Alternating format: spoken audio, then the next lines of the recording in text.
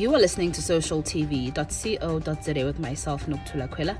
In our top stories, Gates Foundation goalkeepers report says progress still possible despite setbacks to global goals. And Oprah Winfrey congratulates Professor Mamokgethi Phakeng on winning inaugural Africa Education Medal.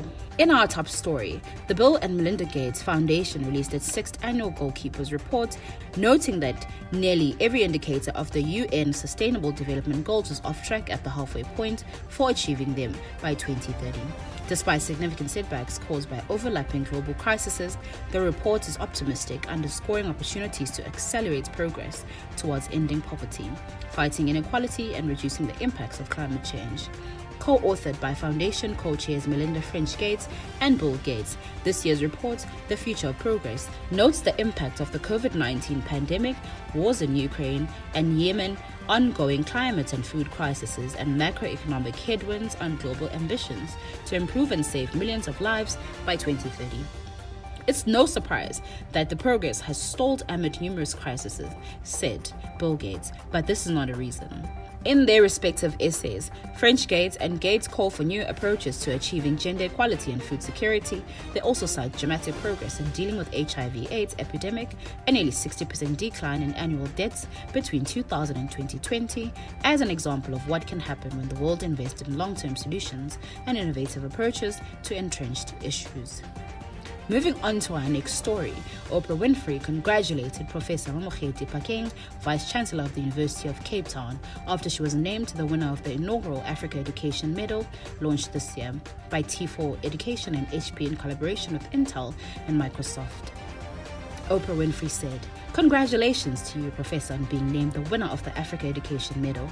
It's an honor recognizing leaders who are making a positive impact on education.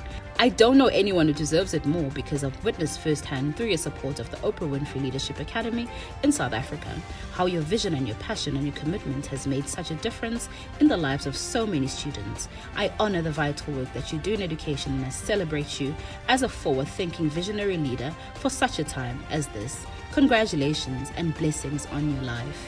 Professor Phakeng was chosen as the winner from among 10 finalists for the Africa Education Medal from across the continent, including H.E. Jakaya Kikwete, former president of Tanzania. The Africa Education Medal was founded to recognize the work of those change makers who are transforming African education. UNESCO data shows sub-Saharan Africa as the highest rate of education exclusion in the world.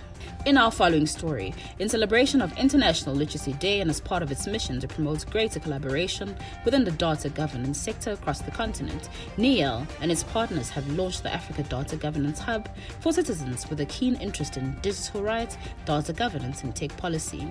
The Africa Data Governance Hub gives users access to the most diverse, transformative and inclusive knowledge hub in Africa.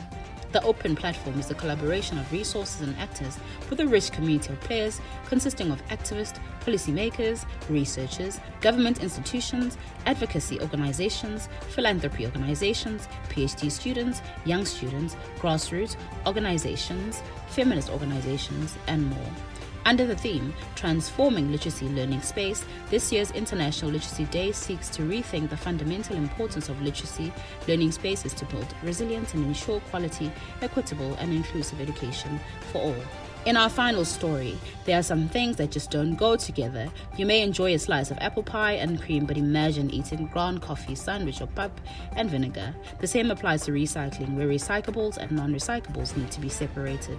In order to sustain the recycling industry, there are some golden rules that need to be followed. Not only does this reduce harm to the environment, but it creates and sustains many jobs in both the formal and informal sectors. It also supports a circular economy where recyclables are converted into new products, reducing the demand for natural resources. A growing concern for recycling companies like Impact Recycling, the leading paper and plastics recycler in Southern Africa, is the finding of waste filled with contaminants such as rocks, sand and water. This creates problems including damage to recycling equipment, rotting of paper and in turn pathogens that can cause damage to the health of the people working with the waste.